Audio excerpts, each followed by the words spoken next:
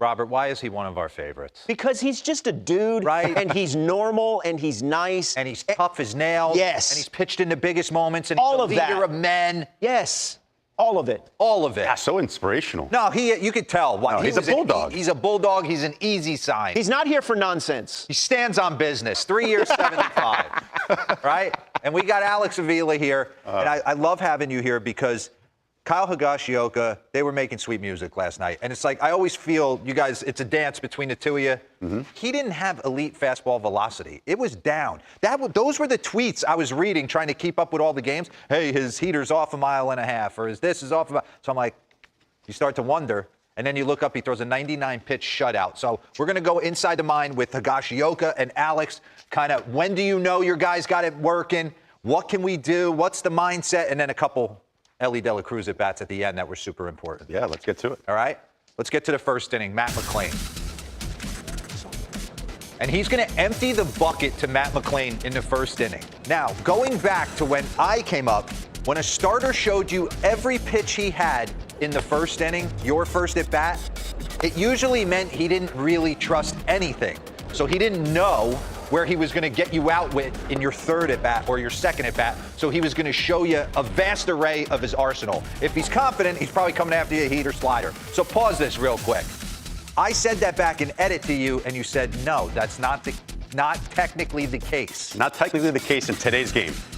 Back for us, you'd have a starter, you'd have a guy up there, he'd have his fastball, he'd have a wipeout secondary pitch, and then maybe one or two other pitches that he tried to incorporate to help him use his best pitches to get the outs with. So you're trying to save those, trying to get through three or four times through the order, right? Yeah, in today's game, guys can pick up pitches much quicker using the data, using all those slow-mo cameras. They're able to create pitches. They're able to create feel for pitches. So when you look at Eovaldi and his pitch mix, I mean, he's got 5 pitches that he can get guys out with. So like there's not one way he can get Matt McClain out or Ellie De La Cruz out. He can empty the tank in that first or second AB, knowing that he can use a different array of pitches, a different sequence to be able to face in the third and fourth time through the order. And we saw on Tuesday, that's a good pitch mix right there. You don't know what's coming. You have no idea. It's anything at any time. Do you think he figured out pretty quick, maybe in the bullpen, I don't have my big-time heater tonight? Because that's the lowest fastball usage of his career. Well, I mean, it was a little down. He probably knew that. But coming out of the bullpen, too, I mean, Higgy and even his pitching coach, Mike Maddox, talked about, man, he was on point command-wise. So he had a good feeling. Even though it wasn't going to be the big-time fastball that we know with him in the mid-90s, he was still going to be able to pitch and execute, because that's one thing he's been able to do as his career's evolved is, yeah, I can add these pitches that I'm confident to use at any time. And I don't need 95, 96, 97 to get you out. I have great secondary stuff as well. All right, let's get back into it. Next at bat for McClain. Now, pause this real quick, because I just want to take you into the mindset. And I don't know Matt McClain that quick, but we've had a million ABs. Well, look, that first at bat, he emptied the tank. Everything. Yes. So now you're walking in, if you're Matt McClain, going, the one thing I'm not getting. That first at bat too. So you're thinking, what? I'm waiting on splitter. I'm waiting on something off speed. He just showed me everything he's got. I'm not assuming I'm getting this first pitch of my second AB. You can even tell by that take. He's surprised. And then it goes again. He reads the hitter. He goes again, backing up with the fastball, and then you drop in a curveball. You get a call there. Now you get a call. Now he's 0 for 2, and he is chapped. That's like your second AB. All right, pause this. I saw everything. I'm coming up. I should be able to push something into the outfield for a knock, and next thing you know, 3 pitches, you're walking back to the dugout. Okay.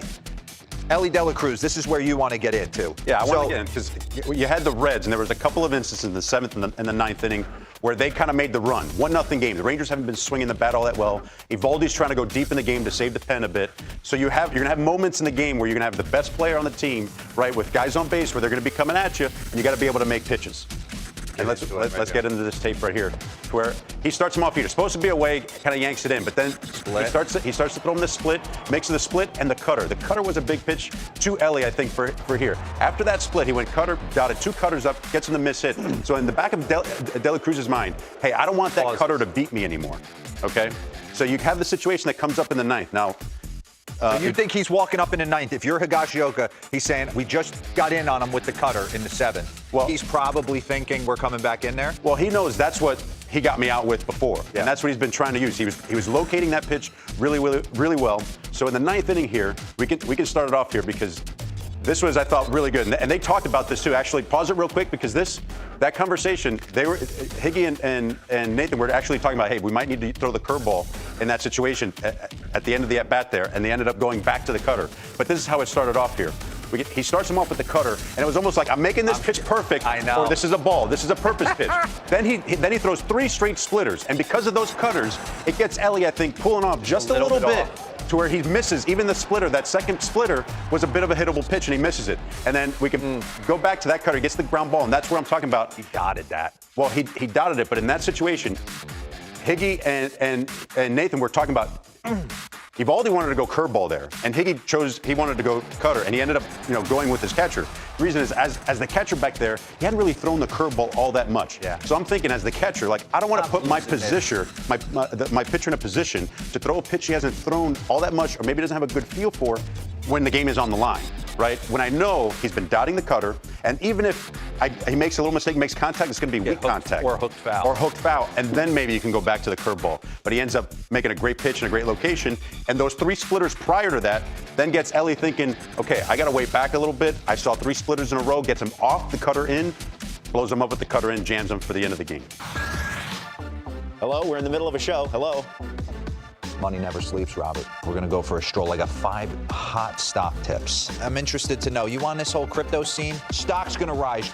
Stay the course. Let's make some money back. We're going to get volatile on a few, and we're going to take some chances.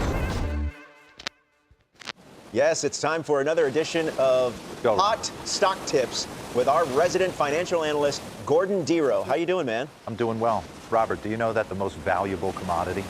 It's time. Information. He's kind of talking to me. Can I pose that question? I'm going to wire information, you. I'm going to wire you $10 million in Hong Kong gold. Play with it.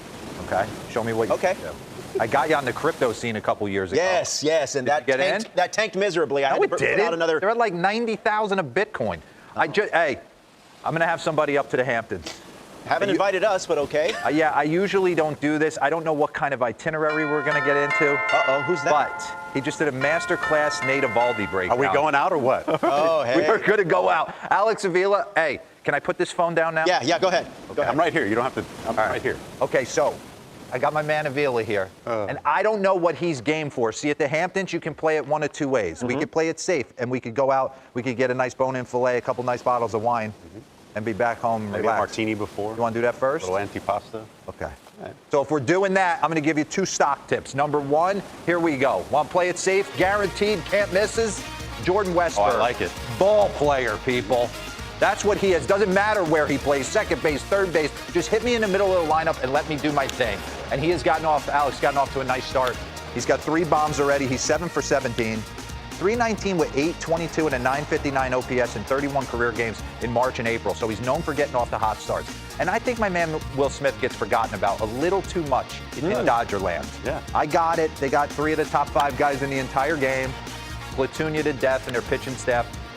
But he's kind of that one constant behind the dish. You took the word right out of my mouth, right? Right? I mean, just Mr. Reliable. He's someone that Dave Roberts just plugs into the lineup every day, don't have to worry about. Now, if you want to really hit the streets, which at the Hamptons we could get real seedy if we want to. In the Hamptons, we really? Start off slow and let the night progress. Usually, if there's places you can knock on a door and say shark tooth, and then next thing you know, I don't know what's happening, but you're wearing a mask. The guy on my flight If went to that party. I got a luchador mask. Can I wear that and get That and nothing else. You know who's coming with us to those? Jared Durant. Let's get out. He gets after it. Hey, this is a good ball player, people. I know he was an All-Star Game MVP last year. A lot more is coming. Be on his train. This guy can play. He's a triples machine. Durant's 8.7 WAR was 6th best in Major League Baseball in 2024. It was Judge, Witt, Ohtani, Gunnar Henderson, and Jared Durant. How about this guy, though? I'm in on PCA. Me too. And he hasn't even started swinging it yet. He'll get there. And when I went to Sloan Park in spring training, he was the guy I walked away from. I was like, ooh, he's tooled out. He's twitchy. He wants the moment. He looks like he wants to stick his nose in there. He's going to be nice. The people on the north side of Chicago, they're already starting to fall in love with him. Now, if we're doing it like top draw and we get invited to the Fanatics white party, then you got to bring the best in the biz. And I think if I'm buying a stock on anybody right now, It's Ellie De La Cruz. Don't you have him MVP? I have him as MVP. Ooh. Now listen, if Ohtani goes out and hits 60 homers, they're going to hand it to him. I got it. But I think if there's a little smidge of an off year, he's like 38 bombs, 52 bags. Cincinnati stays in the fight all year for a wild card spot, and he's a big reason why. So that's what you got to decide what we're doing. We're either playing it safe, no one can find out, or white party. We're going big.